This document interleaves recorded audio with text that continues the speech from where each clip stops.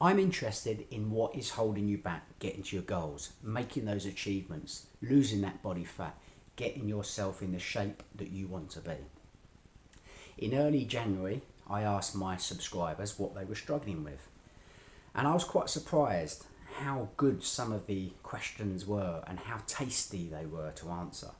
So I'm going to try and break them down, and I'm probably going to put those into a few smaller clips because I don't think anyone's really got the time to spend 15 to 20 minutes listening to all of the answers. So as I say, I'm going to try and tackle those in small chunks.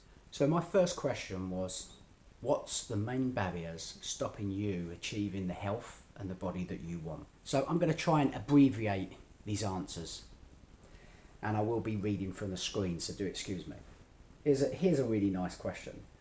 I'm following a really healthy vegan diet, but being unsure how to keep the carbohydrates controlled, as I have many protein sources and sources that are mixed, and basically they're interested in their macronutrients,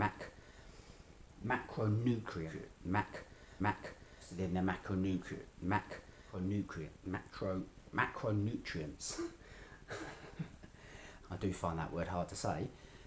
Well, and to answer that, following a healthy vegan diet, of course, obviously the protein sources. So if I was to cover those, the rice proteins, the pea proteins, the hemp proteins, mixing all of those together is probably going to give you a really good full spectrum of amino acids. I'm quite interested in this whole fad of why people want to control their carbohydrates. I understand this whole ketogenic diet, reducing the carbs, enabling your body to burn body fat. I have tackled this in other ways before.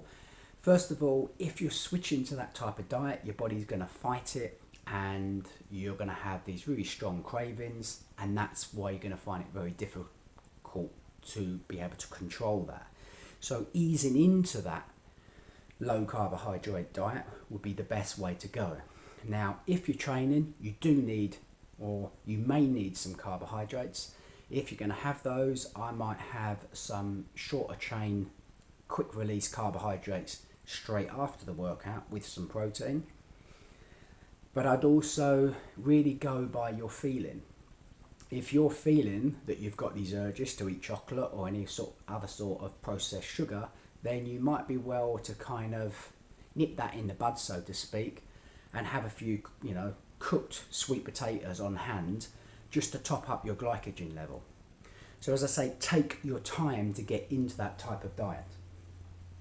And as for the amount of macronutrients that you need, again, it's going to be a feeling thing, and that sounds like a bit of a cop-out answer, but at the end of the day, you're not going to be the same every day. If you've got a bad night's sleep, then the amounts that you're going to need, or the urges to eat certain things, are going to be different from a day when you're feeling fantastic. So the next one is finding time for myself and sticking to a schedule, especially after trips and holidays. Well, by nature, a schedule needs to be planned beforehand. So what I normally do is I go a couple of weeks in advance, and then I start to roughly plan where things are. Now, the great thing about that is, out of the pressure of everyday current life, you're able to see then what your priority is and give it the time that it needs.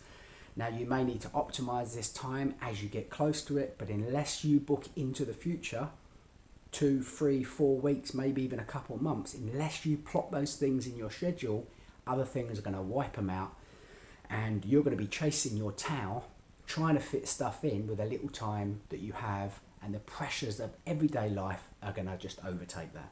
So this is a fantastic question. So this person's main barriers are work, hours at a desk, not having the support at home because she has a family that doesn't need to worry about the same issues or the same things that she wants to achieve, and not getting enough time to perform training in the gym for weight loss.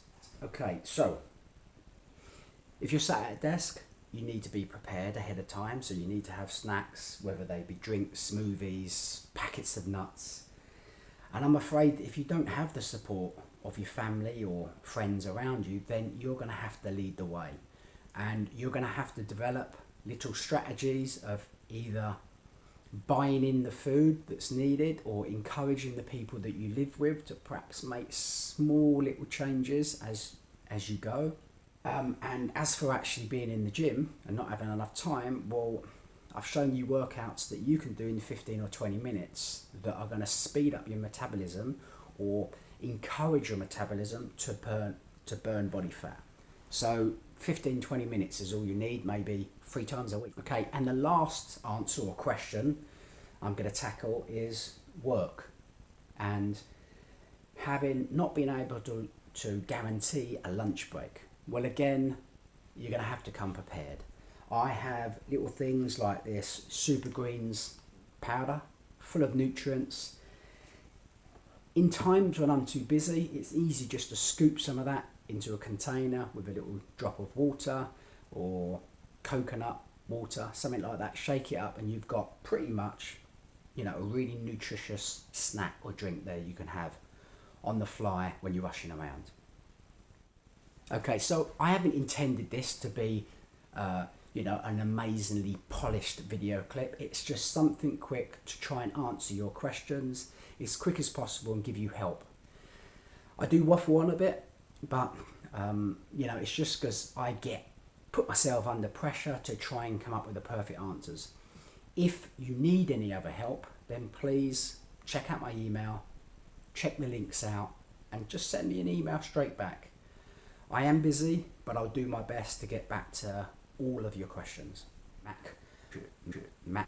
And I'm thinking that this has gone way too long, this clip, so apologies to you that this clip has overrun.